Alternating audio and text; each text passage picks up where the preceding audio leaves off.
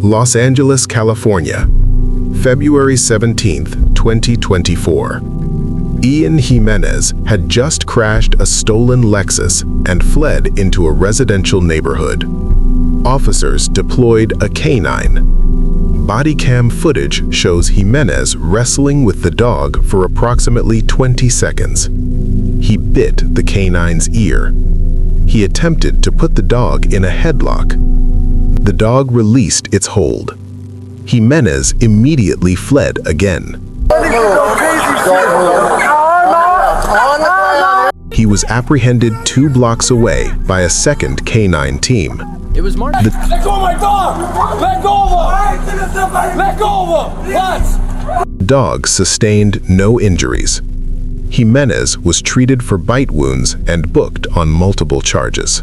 Lee County, Florida, December 2025. Xavier Jefferson broke into a home in the Whiskey Creek neighborhood. When deputies arrived with K9 Vader, Jefferson did not flee. My dog! Let go of my dog! Don't punch him! Instead, he wrapped his arms around the dog's neck, a full headlock, and began choking the canine while officers shouted verbal commands. A taser deployment ended the confrontation. K9 Vader was evaluated and found uninjured. Jefferson was charged with animal cruelty, among other offenses.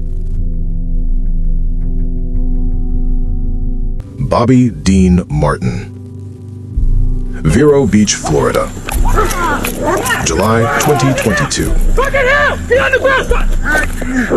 Bobby Dean Martin had just stabbed his live-in girlfriend. When deputies arrived, he resisted arrest. K9 Mako was deployed. Martin grabbed the dog by the throat in an attempt to strangle the 70-pound Belgian Malinois. He was held without bond. Charges included aggravated battery, battery on a police dog, and resisting arrest with violence. K9 Mako was uninjured. Colorado Springs, Colorado, October 15th, 2025. The suspect was Anthony Bryant, age 37, an active duty Sergeant First Class assigned to the 10th Special Forces Group. Police responded to a domestic violence protection order violation. The suspect barricaded himself inside a home. Officers deployed K9 Rome. When Rome located Bryant, the suspect stabbed the dog repeatedly with a paring knife in the head, neck, abdomen, and left hind leg. Rome was transported to an emergency veterinary hospital. During emergency surgery, veterinarians amputated the left hind leg. Rome was discharged 3 days later. The community lined Fountain Boulevard for a welcome home procession. The suspect was tased and subdued with chemical irritants. Charges filed: second-degree burglary, aggravated cruelty to a law enforcement animal, criminal mischief, and obstructing a peace officer. Bryant was held on $500,000 bond. In late August. A judge denied bond reduction. He was found competent to stand trial. Appearance today. Rome was stabbed multiple times on October 15th while helping officers take a As of March 2026, Bryant's final arraignment is scheduled for May 19th, 2026. K9 Rome recovered fully. He lives at home with his handler. Now K9 Rome is officially retired. Gary, Indiana, November 2024. Shelley Cooper Jr. fled a traffic stop. He had a gun. K9 Zero was deployed and bit him. Most suspects try to shake the dog off. Cooper did something else. He He intentionally laid his entire body weight on top of the canine, trying to crush it. Zero wasn't injured, but Cooper's strategy failed. He was arrested and charged with cruelty to a law enforcement animal, a charge Indiana takes seriously. Charges: cruelty to law enforcement animal, Class A misdemeanor, resisting, gun charges. Solon, Ohio, February 4th, 2024. The suspect was Joshua Whelan, age 24, of Bedford Heights, Ohio. Police observed Whelan sitting in the driver's seat of a parked car at the Solon Community Park. When officers approached, they detected the odor of marijuana from the vehicle. A records check revealed Whelan had 3 active warrants for failure to appear on a family offense, failure to appear for arraignment, and failure to appear for driving under suspension. When officers attempted to take him into custody, Whelan fled on foot through the park. Officers deployed canine Vero. They also deployed a taser, but Whelan did not stop.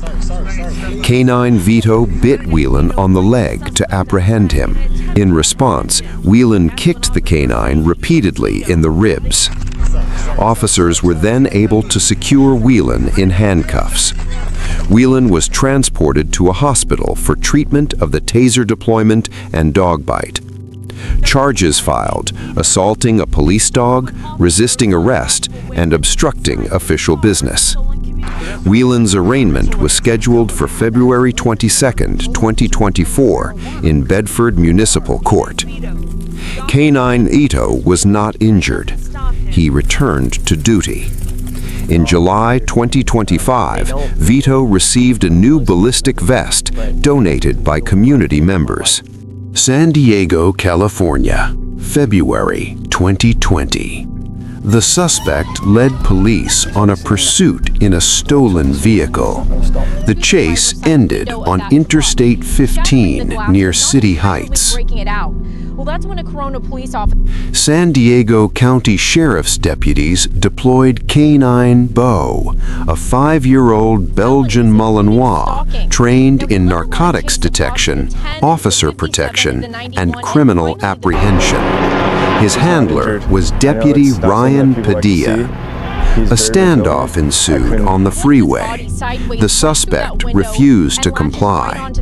When Canine Beau engaged, the suspect hit the dog repeatedly with an umbrella. Despite the blows, Beau refused to release his hold. Deputies were able to take the suspect into custody. Canine Beau was not injured.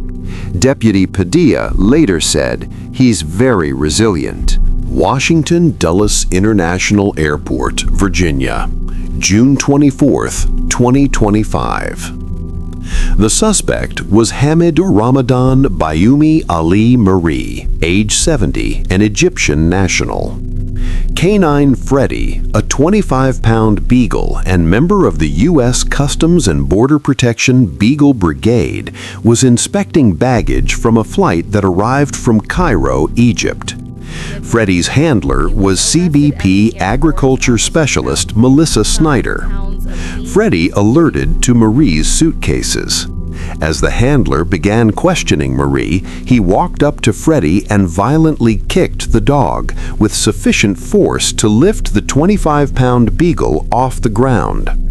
CBP officers immediately arrested Marie. A veterinarian determined Freddie suffered contusions to his right forward rib area. CBP agriculture specialists searched Marie's luggage based on Freddie's alert. They discovered 55 pounds of beef meat, 44 pounds of rice, 15 pounds of eggplant, cucumbers and bell peppers, 2 pounds of corn seeds, and a pound of herbs. All were prohibited from entering the United States and were seized. Marie pleaded guilty to harming animals used in law enforcement, a federal charge under Title 18 of the U.S. Code. He was sentenced to time served, ordered to pay $840 in veterinary restitution, and immediately deported to Egypt. Canine Freddie returned to work on July 10, 2025, 2 weeks after the incident. His handler reported he made a full recovery. Across the United States and Canada, attacking a police canine carries significant legal consequences beyond the underlying arrest charges. In most U.S. states, assaulting a law enforcement animal is a felony offense. Penalties vary by jurisdiction, but typically include imprisonment, fines, and restitution for veterinary costs. At the federal level, Title 18 of the U.S. Code specifically criminalizes harming animals used in federal law enforcement, the statute under which Freddie the Beagle's attacker was prosecuted. Canada's criminal code includes Section 445.01, injuring a law enforcement animal, which carries a maximum penalty of 5 years imprisonment. Additionally, suspects who were bitten by canines during arrests have filed civil rights lawsuits alleging excessive force. The 2011 Alicea versus Thomas case, examined earlier in this documentary, resulted in a Seventh Circuit ruling that continues to shape canine deployment policies nationwide. These 22 cases demonstrate that while police canines are trained to apprehend suspects, they are not immune to injury. The legal system provides specific protections for these animals, both criminal and civil, reflecting their status as law enforcement assets.